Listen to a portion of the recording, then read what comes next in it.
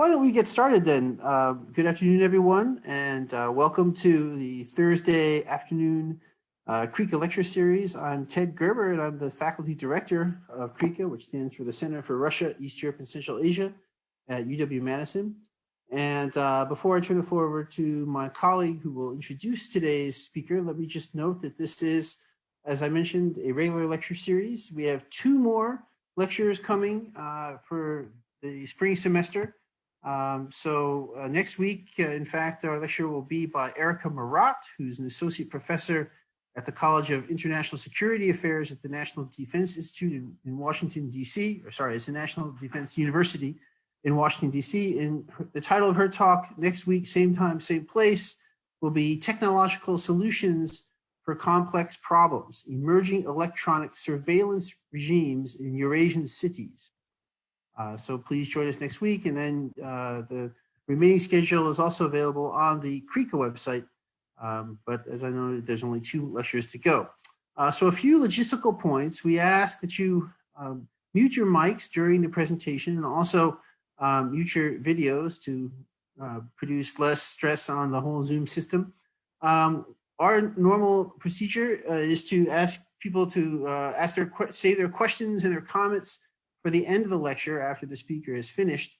And at that point, we will ask you to raise your hand using the raise hand function under the participants key in Zoom in order to be recognized by the moderator.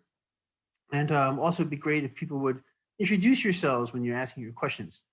So accordingly, also we prefer people not to use the chat function because it tends to distract everyone from the lecture, the speaker, and that's who we want to be the focus during the talk. So without further ado, then, I will ask David Danaher, my colleague, who's professor of Slavic languages and literature in the Department of German, Nordic, and Slavic, to take the floor and to introduce today's speaker. Thank you, Ted, and thank you, CREECA, for organizing this lecture. This is the second talk that we've asked Dr. Forrester to give at UW-Madison, and since we live in the age of Zoom, the necessity of using Zoom, we can split those up. So I just wanted to mention before I introduce her that she gave a wonderful talk in the context of my Slavic science fiction in literature and film course. Many of the students I see on the participant list are here for this talk at the start of our course on this idea that the Soviet project can be viewed as a kind of sci-fi project. So that set us up really well for the rest of the course. And it's a real pleasure to introduce her for her second talk, which is going to be a little more focused, I think, about translation and names. And I'm, as someone who's trained as a linguist, I'm really looking forward to this talk. Dr. Forrester is a professor of modern and classical languages and Russian at Swarthmore College, and she herself is a translator of fiction and poetry and scholarly prose from a number of Slavic languages, including Russian, and she's translated science fiction in the mix as well.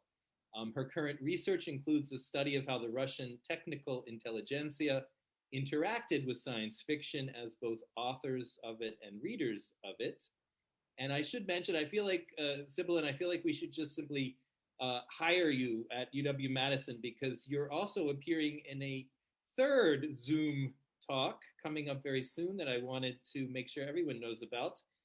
There is a volume of essays and poetry by the contemporary Russian poet Maria Stepanova that is being published. And so we're having a book launch. CREECA is sponsoring this along with the bookstore that is still in downtown Madison, but is moving out of downtown Madison, a room of one's own.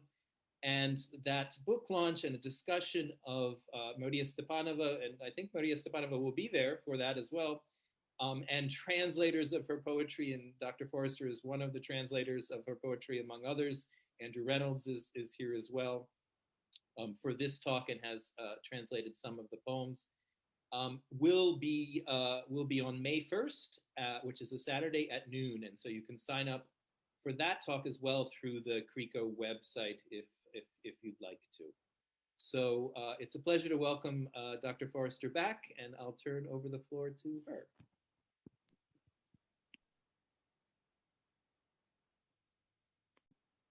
Sorry, it offered to let me unmute myself when I had already unmuted myself. It's just a science fictional experience speaking on Zoom. Anyway, thank you very much, David, for that nice introduction. And I want to say what a pleasure it was to be involved in that volume on Maria Stepanova, which was edited by Irina Shevchenko. So lots of UW-Madison involvement. So I am going to share my screen and show you all a rather simple PowerPoint just so you can have something to look at as I'm speaking. So my topic today is about what names in Russian and East European science fiction reveal, and a little bit about the things that they impose on the translator. So in fact, in a lot of science fiction, there are explicit depictions of history that tell how socialism triumphed. So I'm thinking, of course, about Russian and East European, Soviet and East European science fiction. There is the possibility that you could just describe the future and have it be sort of implicit that this happened, but a lot of the stories refer to the era when society, human society, earthly society, moved towards this wonderful socialist future, because of course that's what happens as society evolves according to Marxism. So that is never the novum in the case of Soviet and East European science fiction. So I've pulled up the novum. This is Darko Suvin's term from Metamorphoses of Science Fiction in 1979. And so he has the idea that the best thing for a work of science fiction that is attempting to depict the future in terms of ideas is to have one big future difference, one big thing. And yet, on the other hand, there need to be a lot of supporting elements to the work of science fiction in order for it to be interesting, persuasive. And one of those elements is the names of the characters. So I ask in this talk, what can names do to suggest new or different things in the society that we're reading about? So the international names in particular have an implicit message. If we see a lot of scientists and researchers, the technical and scientific elite of this future, and then on the other hand, cosmonauts, who are kind of a particular kind of scientific and technical elite combined with this sort of explorer heroic identity, that shows us that everyone has access to the education and training needed, or at least every man has the access. So I'll talk about gender as a separate thing. So there are really three kinds of science fiction that I'm going to consider in this talk. One is the alternative present science fiction. One is near future science fiction that's maybe 100 years out or 200 years out. And then the third kind is the distant future. And it turns out that each of these has a somewhat distinct use of names. And I'll just digress for one moment to talk about the use of names in science fiction in the United States. I think in the United States, names can be less telling unless they point to a non-white or non-European background. So if I say the name Sikorsky and you're of an age, you'll probably think of the helicopter rather than the ethnicity. So I would suggest that race may be more of a topic and for science fiction written in the United States than nationality per se. And just refer to examples from the original Star Trek series. And forgive me, I never watched the original Star Trek series. I thought it was silly. It was in reruns anyway by the time I was of an age to be watching television. But there really were efforts at first to have even the extras in the background, the people walking by in their uniforms or their mini skirts, reflecting gender and racial diversity, although apparently that faded a bit over time. And in fact, Star Trek, the original series, featured the first interracial kiss on television, a black and white couple kissing. So in the United States, science fiction at least, I think, you see the message of internationalism with the implication of both future meritocracy and future global equality a little more variably than in the socialist science fiction that I'll be talking about. I also noticed that Russians tend to retrieve Slavic names. If you watch a tennis match and there's a Slovak tennis player, boy, does she sound Russian and look Russian on the screen as the Russians are talking about her play. And I was walking down the street once in Russia, and this is post-Soviet now, past one of those tables where they're selling books. And there was a stack of science fiction books. So I started looking through, and one of them was by an author named Roger Zhelyazny. Fajiazny. This is ringing a bell in an odd way. And it took a while to realize this is Roger Zelazny. Zelazny is the way I'd only heard him say. The guy was born in Cleveland, and yet they had kind of repolonized him in doing the translation. So another question about names, but that's really the author's names. So I will start by talking about alternate present science fiction. And the first example I have here is Alexander Bogdanov's novel, Red Star. So Red Star imagines that our hero, Leonid, is taken by a starship full of these wonderful Martians to Mars. He's shown the wonderful socialist society on Mars. Of course, Red Star, right, because it's the red planet. So the first list of names are the ones that we hear referring to Earthlings, Leonid himself, his common law wife, civil wife, who leaves him rather early on the Nikolaevna. It turns out they cannot be together because she's a Menshevik and he's a Bolshevik. So there you are.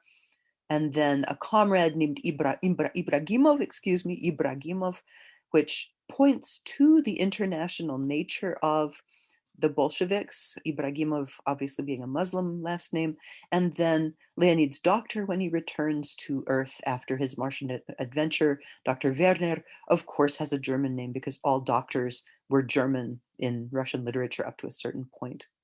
The Martians, however, have really creative names. So Neti winds up being Leonid's love interest, Menni is the captain of the starship, Enno is another person on the starship, Leta, yet another person on the starship, and Sterni is their astronomer, I think. Then Nella shows up and she is Neti's mother. So here are the Martians' names. In fact, not marked by gender in a way that a Russian would recognize. Neti, you might say, sounds a little like Annette, but Enno, another woman, really doesn't sound feminine at all. Nella does. It turns out not only is she Neti's mother, but she works in one of the children's colonies, educating the children.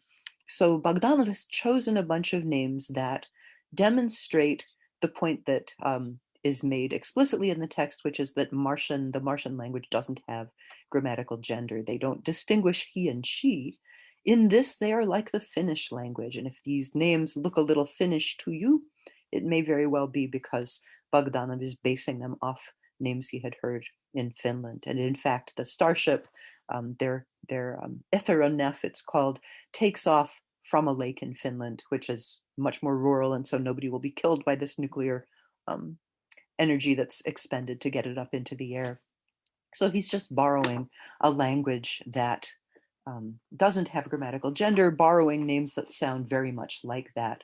In fact, here the effect is one of estrangement. I think that we're pondering how can it be that there's a language that doesn't have grammatical gender when in fact our language does, much the way our students are perplexed by how a table can be he and a book can be she.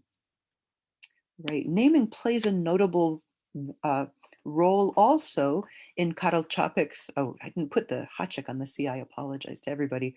Karel Čapek's famous play RUR, or Rossum's Universal Robots from 1920.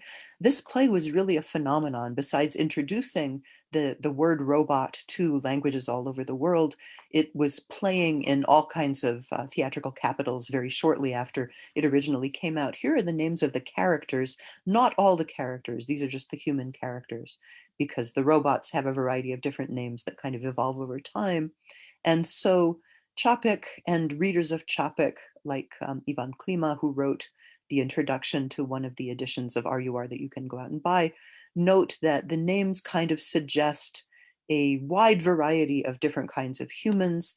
Domin makes you think of domination. Fabri sounds a bit like a factory and fabrication. Dr. Gall, resembling or rather Galen, one of the original creators of medical science. Dr. Hallemeyer, a nice German name, who is a nice bourgeois kind of hall owner. Bussmann is a businessman. This has been shortened and handles the finances.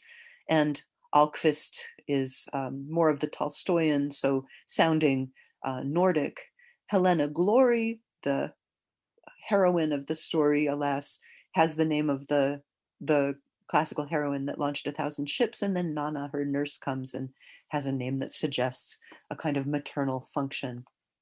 Another important work by Karel Čapek, also in science fiction, is his novel War with the Newts, Walka s Mlochy.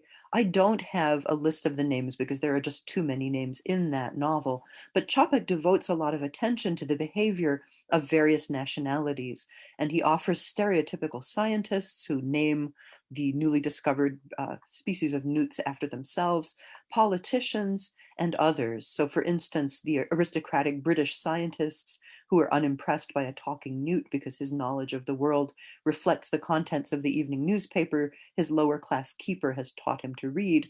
So rather than being stunned that the newt can actually read and have a conversation, they immediately assume that he's not intelligent because he seems lower class. Čapek also does amusing parodic transformations of some famous names. So one Soviet figure mentioned in the novel is Molokov, which resembles the Czech word for newt or salamander, mlok, but also clearly recalls the Soviet politician Vyacheslav Molotov, best known for his cocktail. And the newts supposedly wind up worshipping a statue of Moloch, again, a deity named in the Bible, but again, one whose name recalls the Czech and also the German names for salamanders.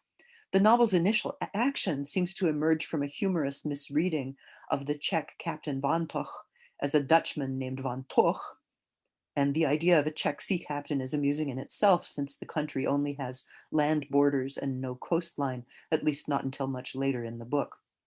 So in this alternative present, which seems to begin somewhat in the past, but then move into the future from 1936 when the novel was finished, the world is not international, but distressingly divided into various nationalities. And this leads it toward doom in a way that is resonant with climate crisis today. So I shall just mention, without again showing you any of the names, the Red Count, Alexei N. Tolstoy's take on Mars, Aelita becoming the basis of a famous early science fiction movie in the Soviet Union. Also, I gather there's an anime character named Aelita, just because it's such a cool name. So that novel includes Martian names and toponyms reminiscent of the Aztec language. So for instance, the Martians refer to the Earth as Talzetl. So that sort of TL phoneme that occurs in Aztec toponyms. Some of the other Martian names are not quasi-Aztec. So the Earthling hero we see at one point pondering the etymology of Aelita's name. The first part, Ae, meant seen for the last time, and Lita means starlight. And Aelita eventually explains that the Martians and their civilization have indeed descended from Earth people who spoke a language very like Aztec. So the effect on the reader's view of Martian society might be called exoticizing rather than defamiliarizing.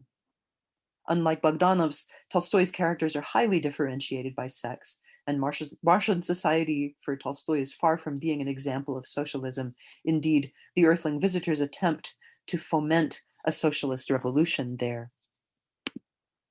All right, moving to near future science fiction, one very famous example is Stanislav Lem's novel Solaris from 1961. Here are the characters. It's just a few. In this case, they're on a space station, and the ocean, of course, is a character, but the ocean of Solaris, so embarrassed, oh my God. Ocean of Solaris does not have a name. So the narrative consciousness here is Chris Kelvin. One of the colleagues he meets on the space station is named Snout. If you read the first translation that was made directly from French, the name is given as Snow, which doesn't seem to make sense until you realize how Snout would be pronounced in French. It would be pronounced as Snow. And therefore the translators just made it easier to read in English. But there's a point in the early part of the novel when poor Kelvin has just arrived on the space station where he's being introduced to Snout. Snout is introducing himself and he says, "People call me Rat," or in this translation, "People call me Rat Face." It makes no sense at all if his name is Snow. Why on earth would you call him Rat Face? But if his name is Snout, it makes a lot of sense. Why would they call him Ratface, right? The idea that you have a snout like a rat. Another character in the novel is named Sartoriusz, which means tailor in Polish. And even though it's been transformed into something more English looking in the translation, in both of the translations that are available, nevertheless remains possible to read as a Polish name. Chris Kelvin's former mentor, Gibarian, is dead when he arrives on the space station, and yet we can tell that it's an Armenian name. Then Hare, or Rhea in the translation from the French, is the recreated sort of revenant visitor based on Chris Kelvin's girlfriend from earlier in his life. So these names too are showing us a variety of ethnic and national backgrounds. The Chris Kelvin in fact seems to be named with a presumably English last name, and it resonates strongly with science because of the use of Kelvin for conveying temperatures in space. Although the name was in honor of someone whose name was not Kelvin, but William Thomson, Lord Kelvin. So Kelvin is named for his Lord name, not his actual name. So there's an interesting kind of double layer to that name. Snout would seem to be Scandinavian. And again, Sartoriusz, Polish, meaning tailor, Gibarian, Armenian, and then Rhea itself might have been a good translation choice because it sounds more like classical Greek. Hare, I don't know what the ethnic background of that would be, but it's yet another background. Let me see, did I make a slide for? No, I did not. I will go back and say that in Lem's presentation of solaristic science, we get a suggestion both of a broad and worldwide meritocracy and of a widening community of science, which is gradually joined by members of different nations and groups. So Kelvin, usefully for his author, sort of decants an awful lot of the solaristic science and the history of exploration and research on Solaris for the reader. So in order to give us this information, Kelvin just turns out to be somebody who likes to tell us, and he cites all of the scientists and explorers on Solaris. So the names start off with a range of English, German, French, and other European names, such as Ottenskjöld, Shanahan, Civitovita. Then some Polish and Russian names get added to the mix. And as you go through the book, you start to have more names that are not standard or recognizably European. It ends up with Faelenga, Ko and Min, Ngyala, and Kavakadze. So we've moved quite far afield from Europe, with the suggestion that non-Western scientists are getting included in the project, perhaps in parallel to the expansion of the scientific community in the 20th century. And this adds verisimilitude to what is in any case a very persuasive display of pseudoscience. All right, here are just a few names briefly from Lem's Tales of Pirks the Pilot, which was from, I have to move this to see, 1965. So these are the names of fellow students at the school where Pirks is studying to be an astronaut. That one looks German, maybe that one's Czech. Brendan sounds Irish, perhaps. Matters sounds British somehow. Grotius, one of the professors, perhaps Swedish. Marinus, similarly, that us ending being rather typical of Swedish names. When Pirks actually gets onto his first mission and is sent to the moon to help investigate a mysterious couple of deaths, we discover that there were two scientists on the moon from Canada whose last names were Chalier and Savage, so presumably a Franco-Canadian and an Anglo-Canadian. So here's Lem carefully giving us both varieties that we would expect from Canada. On the moon, Pirks also meets people named Langner, Ganshin, Pnin, I don't know whether that's a little Nabokov reference, and Animtsev. And of course, then there's Pirks. What on earth does Pirks suggest? I think Lem is just having fun here, although I don't know Polish. Maybe there is a word in any case. Right. The Strugatsky's novel Far Rainbow is interesting in giving a similarly mixed group of explorers and scientists on the planet Daljoka Raduga. So numerous Russian names appear alongside international ones. The starship on which Leonid Garbovsky, who's a favorite recurring character of the Strugatskys, is the captain. I think his co-pilot is Mark Falkenstein. And then Mikhail Sidorov is the main administrator on the planet of Far Rainbow.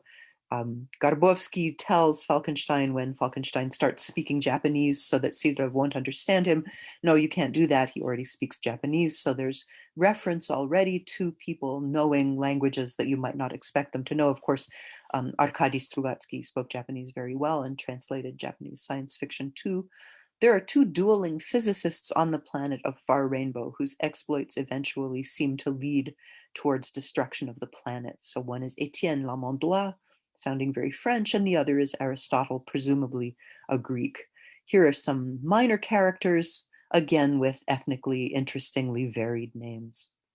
So the novel shows a future in which people from quite various backgrounds mingle and interact. They keep their national origins and their original languages while they're nonetheless able to speak Russian because it is Russian science on this planet and technology and exploratory energy that have brought them there. Sometimes the characters also come with a stereotypical feature. So Alizadeh has a hooked nose, which in one scene gets punched. So again, as in Chekhov, if you have a rifle on the wall, it has to be fired before the end of the play. In the Strugatskys' collection of connected stories, Noon 22nd Century, Poldien 22 Vek, from 1961, they set up their universe, which is known to fans as the Noon Universe or Nooniverse if you're extra cool. The story begins on Mars or the stories, I should say, begin on Mars with 4 characters. 3 of them are Russian speakers, but with different backgrounds. Novago, Mandel, and Oponasyenko, sounding very much like a Russian Soviet Jew and a Ukrainian. And the 4th one is a Canadian whose surname is Humphrey. Then we have a number of stories set in a school where Tsiolkovsky, there's a statue of Tsiolkovsky in the lobby of the school, and the various characters in the school have many of them have Russian names, but also there's one named Nguyen Phu Dat, who is Vietnamese and moreover has his name in the proper order. Gurgenidze, a Georgian. In another story, we meet Walter Saronyan, who I don't know, is he Anglo or Armenian or maybe both together?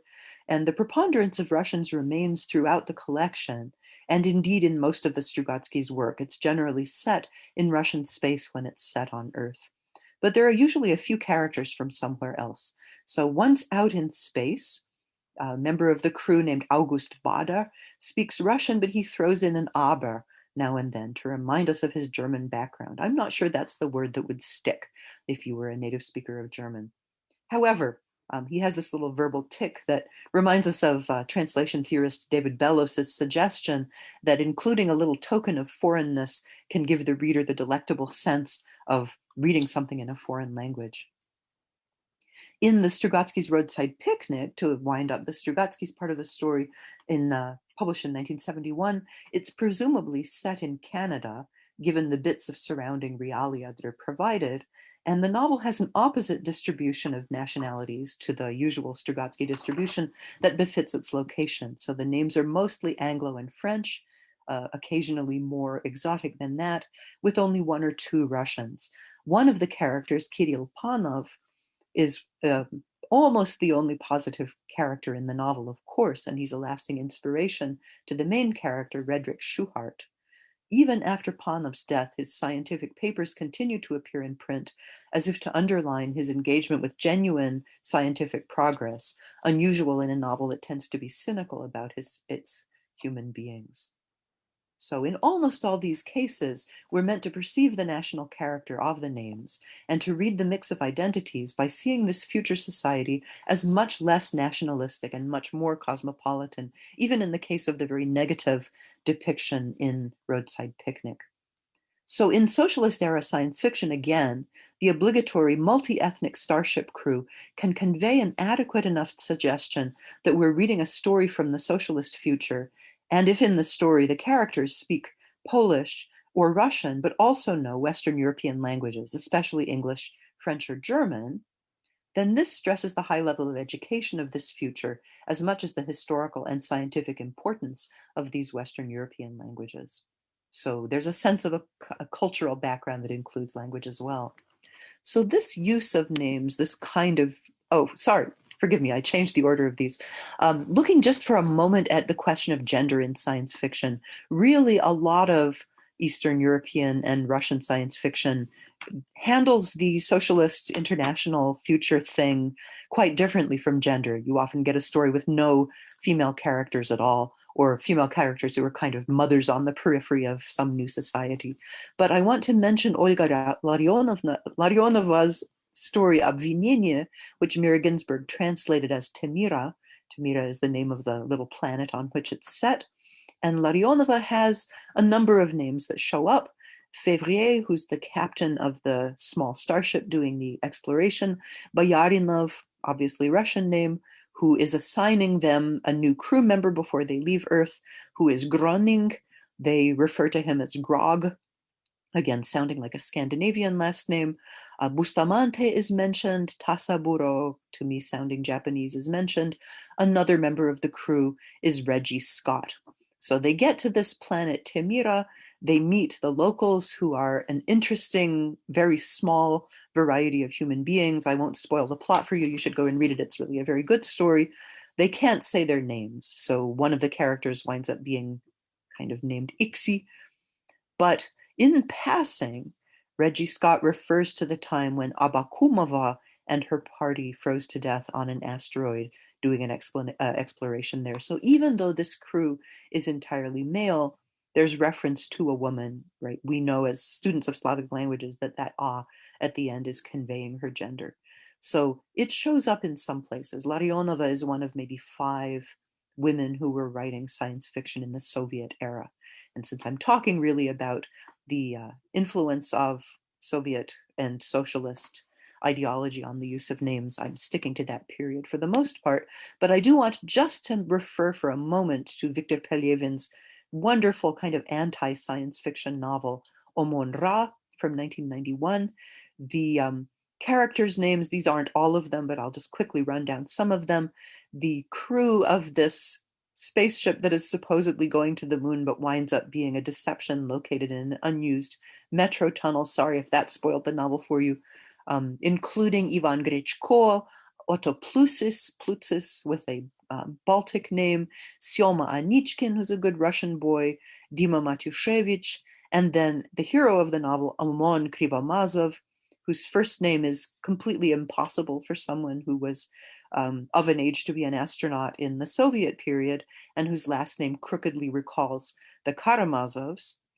Then the names of, so anyway, the point about this is that you have a kind of stereotypical variety of ethnicities from the Soviet Union who are represented in the crew. Indeed, they're almost chosen for their ethnicities in addition to their other characteristics. Here are 2 of the really hysterically silly names of the people running this supposed space program that turns out to be an anti-space program. Bamlag Ivanovich Urchagin, just horrible. Pradzer, almost, and Pidaryanko, right, almost obscene names, not hard at all to turn into something that you wouldn't want to say to your grandmother. And then Pradzer's patronymic here is Vladlenovich.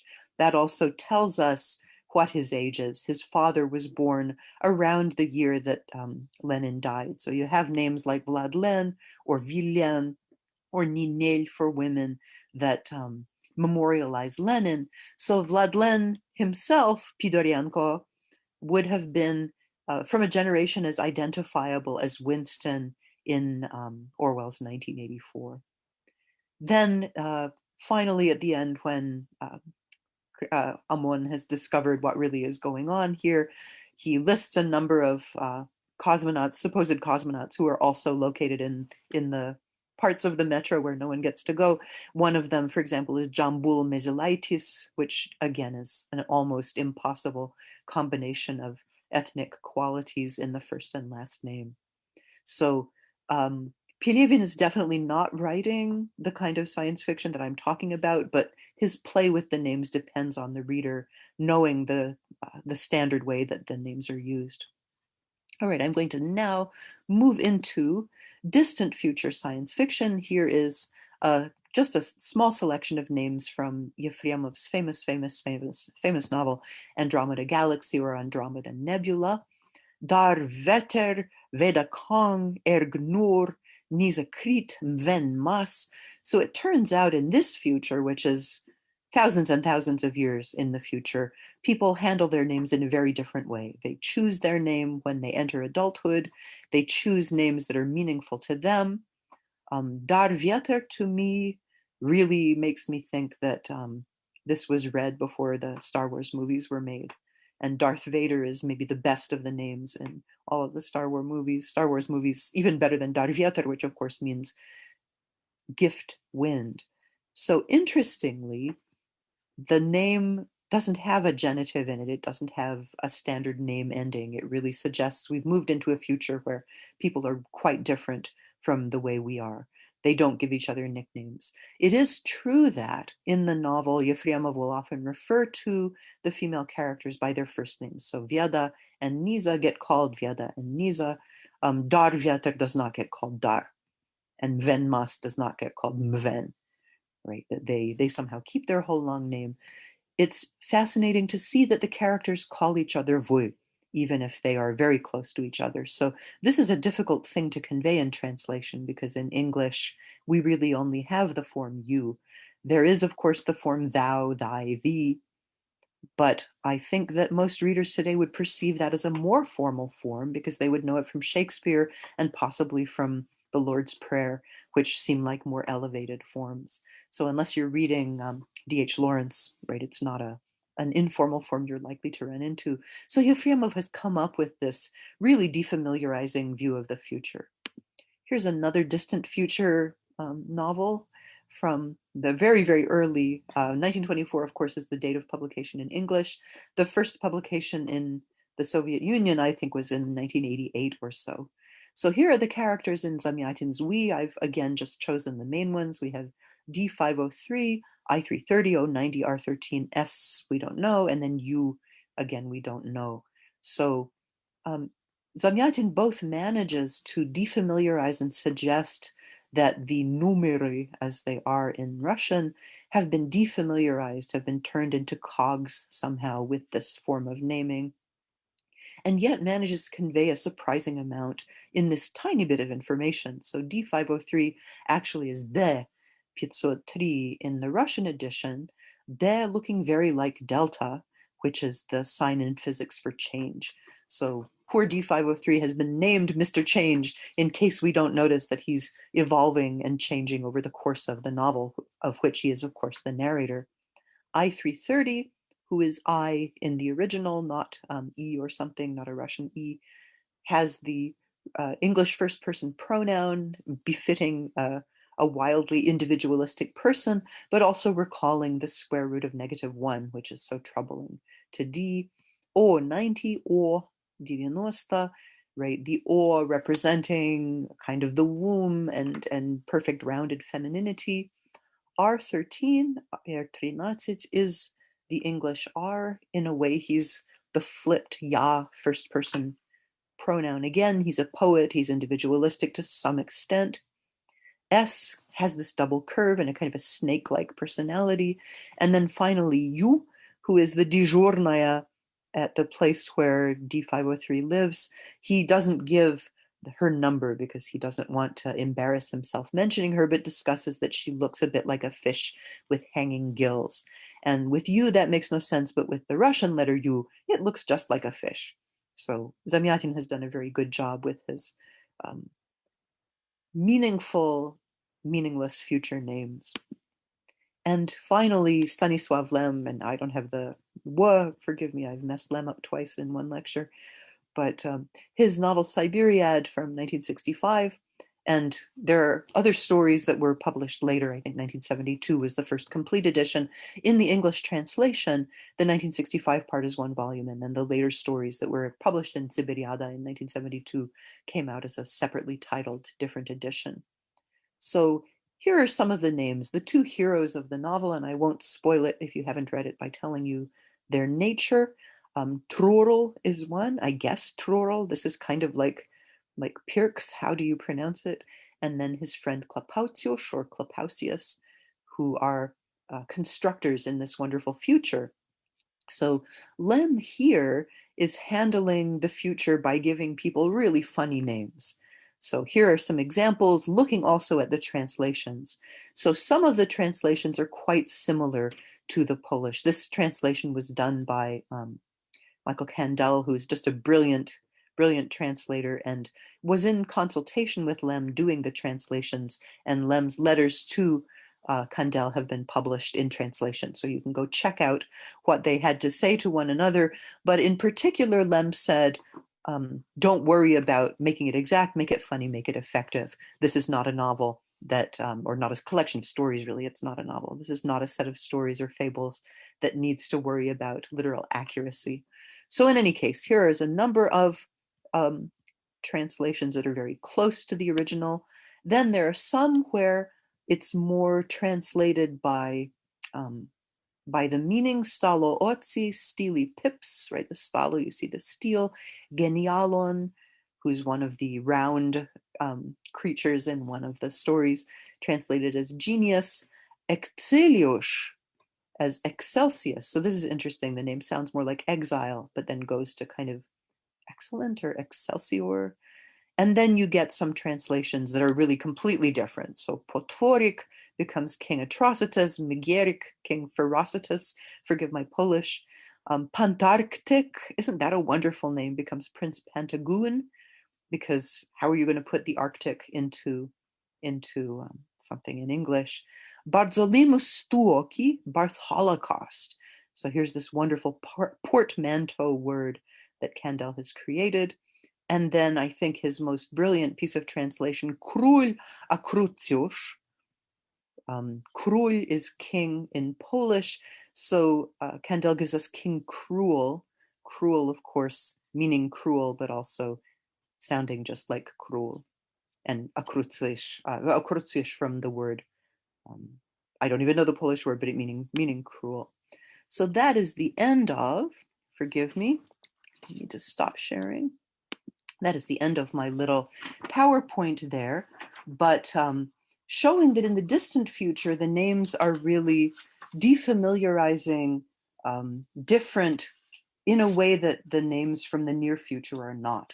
So the names from the near future are obligated to show the international progress, the international meritocracy, almost transnational sometimes, nature of the future under socialism.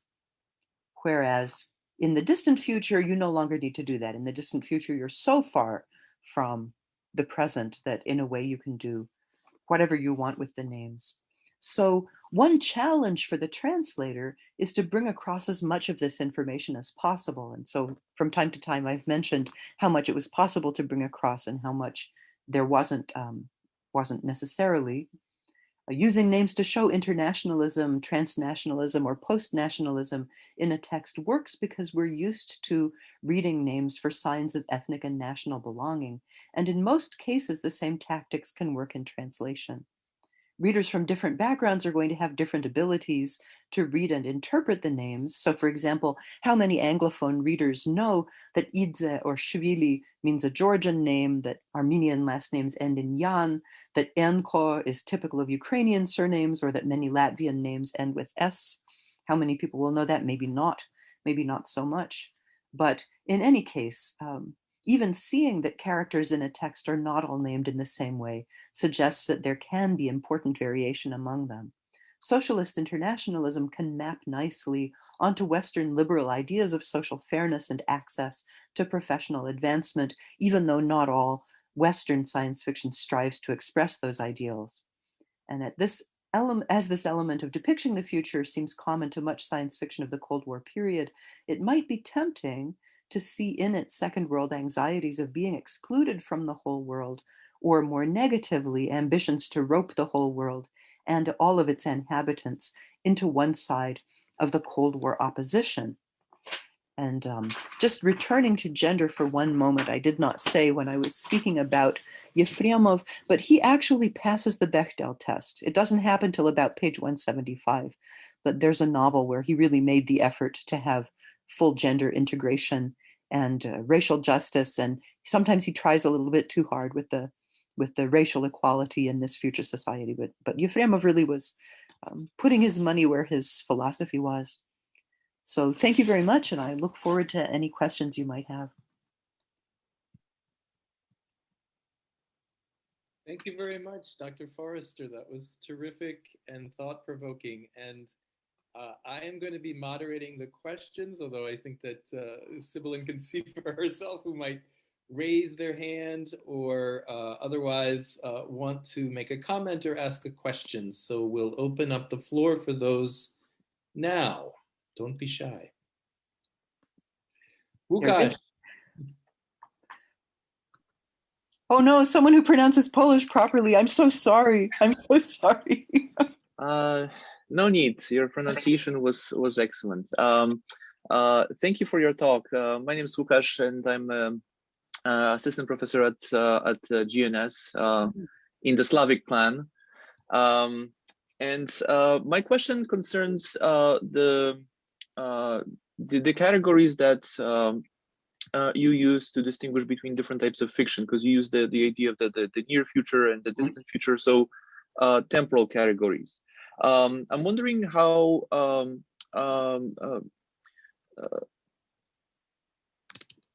whether a different scheme about the significance here of a different scheme that is literary conventions adopted by the author. For example, I'm thinking about Stanisław Lem in this particular case, who in different works adapted different genres or conventions. So novels like Solaris would be classified as sort of more quote unquote realist, trying to work as more or less simulations of a near or far future experiences, and are treated sort of more seriously as a kind of a quasi-philosophical form, as opposed to something like the Siberiad, which uses the taps onto the conventions of the grotesque, and it's much closer in terms of style and genre to something like Gargantua and Pantagruel than to something like Solaris, or the conventions of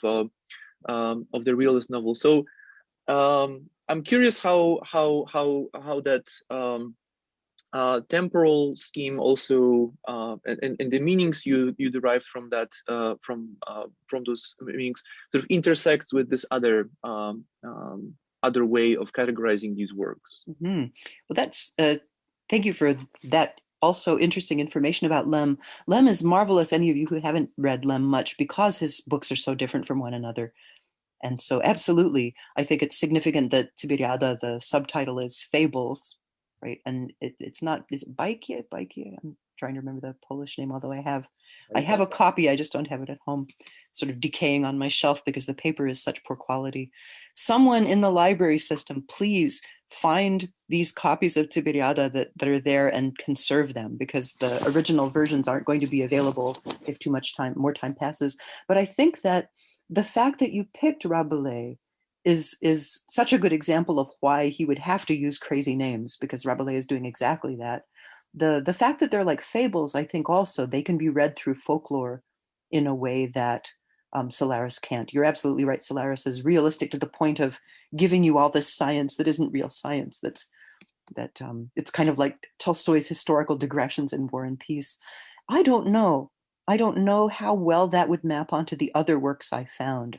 My categorization of alternate present, near-ish future, maybe up to 1,000 years in the future, where these ethnicities still matter, and then distant future, where you have something completely different, a completely defamiliarizing naming convention, really emerged from the reading, and rather than from looking for examples.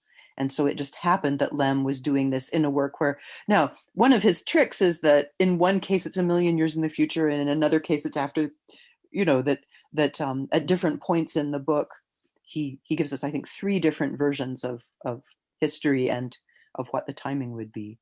So I think you're right, absolutely. And for reading Lem in particular, who was a very serious author, looking at the genre he's chosen, looking at the models he's chosen for the particular work is super informative. But I don't know what the impact on the question of names would be. Besides that, Rabelais did it too. Rabelais gave his characters these amazing names that, in fact, there's been a lot of work on the translations of Rabelais and were they adequate, and you know, I'm trying to remember the name of the author of an article I was reading last fall that I now can't remember, but the idea that the translation needs to convey as much of the historical content for Rabelais. So for example, he has a character named Homenaz, and the translator gave some silly thing, but it turns out Homenaz refers to one of the competing popes at the time who had a very large nose. And so if you were there, you knew, but the translator just hadn't bothered to think about it. Sorry, that's getting far afield from them. Mm-hmm. Thank you. Also, as a kind of as a random comment,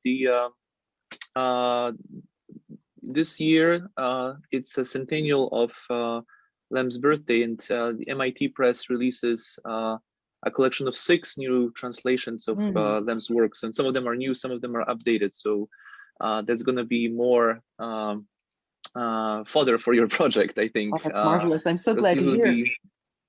Wonderful to hear, because for a long time, Lem was my author who would never go out of print for teaching a science fiction course in translation to undergraduates, right? And then after he died, things started to go out of print. So thank goodness MIT Press has stepped up. I'm glad to hear it, and we'll definitely. Thank you. Thank you. Thank you very much, Łukasz, for that question. I think Brian Kilgore is next. Brian, could you briefly say who you are before asking the question? Sure, yes.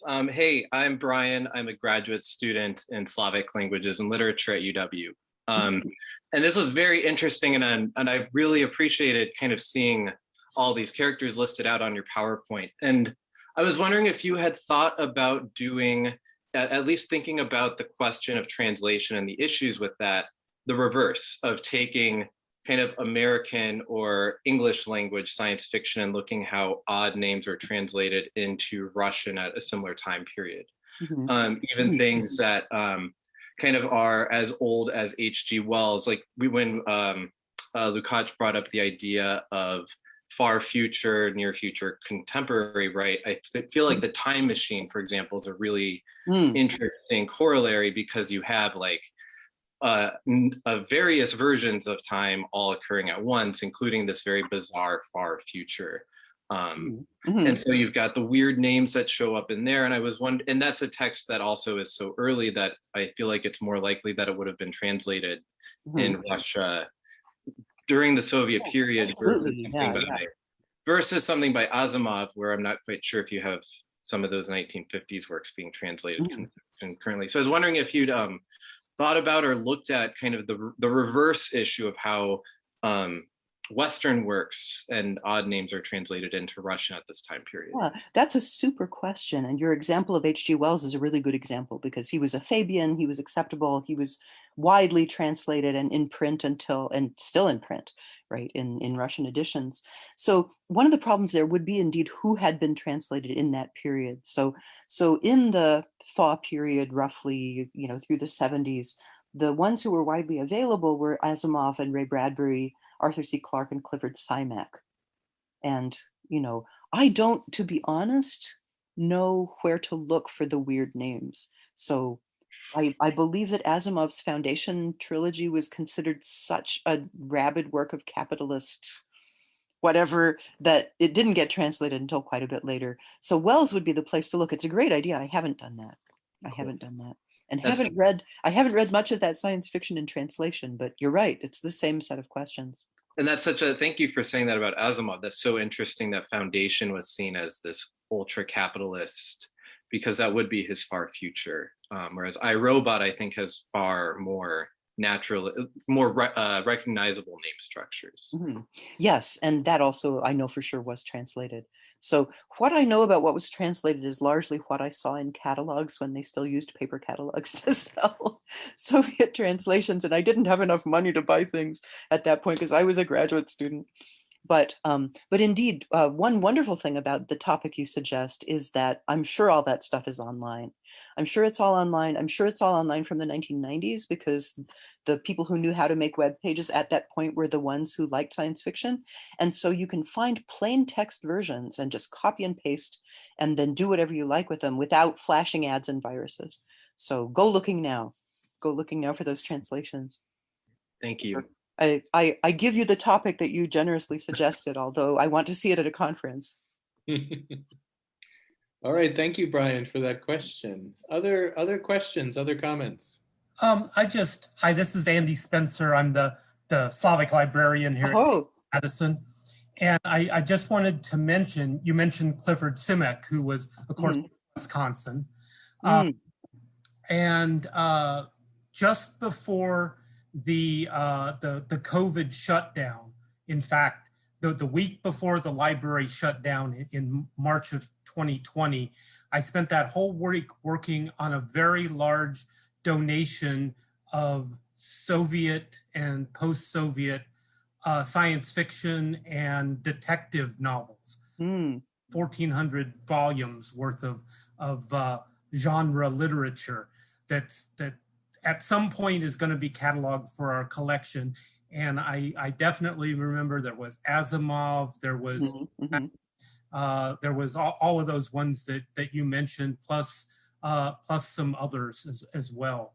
So at some point, UW-Madison will have a quite nice collection of Russian translations of British and American science fiction. Oh, that's wonderful, because the versions online that I mention often don't tell you whether it's been censored, and often don't give you any idea of what the cover looked like. That, of course, comes up in later versions where you can читать бесплатно online. But Clifford Cymac in particular, and I say Cymac because that was how he was transliterated, was a writer I had never heard of. And I was talking to a friend who said, oh, no, you have to put him on your list as well. And so I Googled Clifford Cymac, you say? I guess that's right. If he's from Wisconsin, you would know. And the Wikipedia article says one of the most understudied and neglected Anglo-American science fiction authors. So, but the Soviets knew he was there and liked him a lot. And thank you. And I hope you'll go and conserve the. What have I done? Oh no! Stop share. I'm so sorry. I clicked without meaning to. I hope that was interesting. Thank you, Andy, for that information. Okay, Isabella is up next. Hi. You're on mute, Isabella. Sorry, thank you. Okay. There you are. Thank you so much for that interesting talk. I'm also a graduate student in the Slavic department. And so, sorry, I'm still sort of gathering my thoughts, but I will try and articulate my question as well as I possibly can. One of my research interests is actually folklore. So I'm the very happy owner of your book, The Russian Folktale. Oh, wonderful. Yes. And one topic that I'm starting to get into right now is the issue of sort of multi-generational naming practices in a sort of historical literary context. And most of the examples that you gave during your presentation, I think sort of fell on a more national gender line, but you did also give a couple examples of people being named sort of after or in honor of, or sort of reminiscent of historical figures. And so I was curious, I thought it was interesting how sort of, on one hand, sort of the genre of science fiction sort of reaches far into the future or into a sort of alternative present, but then referencing historical figures then makes the line reach into the past. And I was curious if your research had touched on the ways in which this sort of like two-direction sort of reach draws a line between all three categories of past, present, and future. That's a lovely idea, and I have not looked into that. But you're absolutely right that if you're memorializing somebody in the name, right, it could be like the Jewish tradition of giving a name that begins with the same letter as the beloved person who's no longer with you. And then on the other hand, that wonderful Russian like Alexander Nikolaevich, who's the father of Nikolai Alexandrovich, and then so on down. You introduce something like Vladlen, Villen, you break the system. And if you introduce something like Pradzer, which Pelevin explains, and I forget what it's an acronym for something, but I had a professor who told me he knew a Soviet scholar whose name was Elektrifikatsiya something, or Elektrichество something, and all his friends called him Sok, because how were you going to say the whole name? So indeed, actually, one thing I didn't mention, because I was cutting out things so as not to speak for more than 45 minutes, is that in Yefremov, you do have some characters with not just Darvieter, right? We learn that Darvieter is of Russian background, and so he's chosen 2 Russian words, but they're words, not names. He has some character. There's one in particular who's a friend of Veda Kong, another archaeologist, and she's a specialist in underwater archaeology who's descended from Japanese pearl divers, and she has a Japanese name that sounds Japanese. And so she has intentionally held on to this past that's thousands of years before. Right. Of course, there's still Japan, but it's no longer a separate country, and everybody knows different languages and so on. So I love your idea of having points in the future, points in the past, points in the present. And I think that something like the Russian patronymic system works that way. It works that way, or at least it has the potential to work that way, right? I had a professor whose first name was Sergei, and he said, I have to name my kids Alexander so he can be Alexander Sergeyevich, and let me guess who you're memorializing, right? But for women, it doesn't work. Mm-hmm. So for women, you lose the connection unless, in fact, you have the Japanese pearl diver who's taken, we don't know, or Akhmatova, who took her great grandmother's surname as her pseudonym. So I don't know. It's a great idea, though. Thank you very much. Doesn't work with Siberia, but works in a lot of other things. Yeah, Pradzer sounds like Prince. It's true. I think Sinyavsky definitely was being funny, but Pradzer is an acronym for some achievement of Soviet something. So wonderful Thank question. You. And props to all of the graduate students at Wisconsin. We've hired 3 of them over the years to teach Russian at Swarthmore. So. Excellent. Thank you, Isabella. Karen is next. Sibelan, it's such a pleasure to see you. Karen, thank you. Hello. Thank you so much for coming out. I wish you were actually here. I know. Thank you. This is such a fun, wonderful talk. The conjecture about Gropius made me think about Walter Gropius, and that made me think about Tolstoy and the Tolstoyan practice of changing one letter, Trubetskoy, Balkonsky, yes. Balkonsky, and so forth. And I'd wondered if you had looked at that, and if devices of switching one letter had any particular meaning, if you had looked at that thing. As always, I'm looking at the trees instead of the forest. Instead of the forest, but it's a wonderful question. And actually, yeah, Shcherbatskaya, yeah, right. I had a teacher when I was in college whose maiden name had been Sherbetskaya, and it made me think, because I hadn't read the article yet. But I think that Lem is making little weird sideways references all the time with his characters' names. And I don't know Polish. I haven't read the literature on Lem. I just think he's really cool and have read a lot, but a lot in the sense of in translation. Although I got a hold of that Polish edition, and I played with the translations from that. So, for example, the last story in Pirks the Pilot has our Pirks winds up being the captain of a crapo spaceship that's been crashed a couple of times and refurbished, and it has a robot left over from the previous expedition, which had crashed, and the cosmonauts on the flight had died of cold and lack of oxygen. And their names are things like Momsen.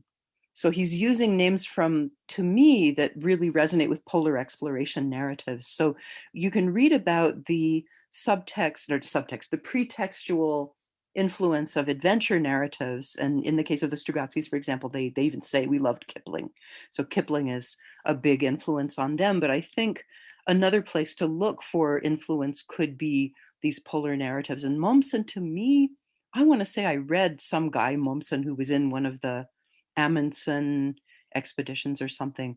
As far as referring to Gropius, I don't know. I don't know about that one, but it could definitely be, or at least it makes you think. that, okay, this is a guy who's creative. So in Solaris, there's an episode that we get told about from the history of solaristics, where a helicopter pilot named André Berton winds up seeing all this weird stuff, and he gives a report. If you know André Breton, who was still alive at the time when Solaris was written, the French surrealist poet, then it makes perfect sense that this helicopter pilot is accused of having inhaled a gas that made him slightly hallucinate, right? So he's definitely doing it all the time, and I just don't know enough about the background culture. I mean, there needs to be a Lem encyclopedia. There probably is, it's just in Polish. Thank you so much. And thank you for reminding me of the wonderful nostalgia of waiting for Comkeen catalogs. Yes. It's weird how much of that sticks in your mind. Yes, indeed. Thank you. Thank you so much. Thank you, Karen. I think we have time for one more question. Does anyone have a final question for our guest speaker today?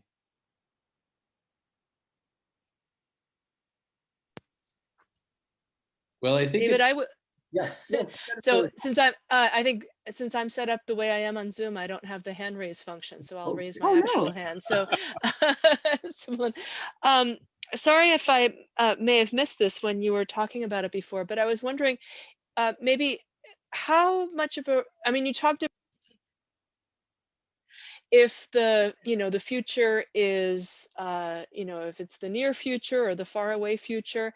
But in your discussion, especially of Zamiyatins' We, and I haven't read all of the books that you discussed today, but what difference does it make if the future that's depicted is a utopia or a dystopia? It doesn't seem to, it doesn't seem to make a difference, I would say. It probably does in the flavor of the names that D503, right? We read names like that and we immediately know. I think George Lucas's first film was called THX 1138. So he's taking, it's like a new license plate versus an old license plate, right? In New Orleans, we used to have D503 and now it's, all these digits. But so that, I think, particularly today, we immediately assume that's dehumanizing. But I think you could have beautiful names in a dystopia, right? I'm forgetting many of the names in 1984, but people have perfectly nice names. And some of the names in Siberia are beautiful in stories that are really kind of face-palmingly revelatory of awfulness. So I don't know. It seemed to me that it didn't really make a difference, but that's based on the reading I did for this project and not wider reading. Okay, and then final, very small question. One of the characters that you introduced, and I'm sorry, I don't remember the name of the novel or even if it was a Russian author or not, was Niza Crete? Yes, Niza Crete. And when you said it, I thought of Niza Crete, like not closed, and I wasn't sure if there was any kind of intentional or unintentional pun there. No, that's entirely possible. She's this lovely young astronavigator who falls in love with Erg Nur, right? And maybe indeed, maybe that's why also her name is shortened to Niza rather than so Niza Crete. That would in fact kind of fit her personality. I'm not sure Yefremov did that on purpose, but it could definitely be why he liked the sound of the name together. Thanks. Yeah, thank you. Well, thank you very much, Jennifer. And thanks again to our speaker, Dr. Sibelan Forrester, for this wonderful talk. I think we'll read science fiction and watch science fiction movies and TV shows in the future, and we'll start thinking about the names. Oh, good. All right, everyone have a wonderful Thursday evening, and thanks again to Sibelan for coming to us. Thank you for the invitation, and thank you all for attending. I hope it was interesting, and thank you for the good questions. Take care. Bye.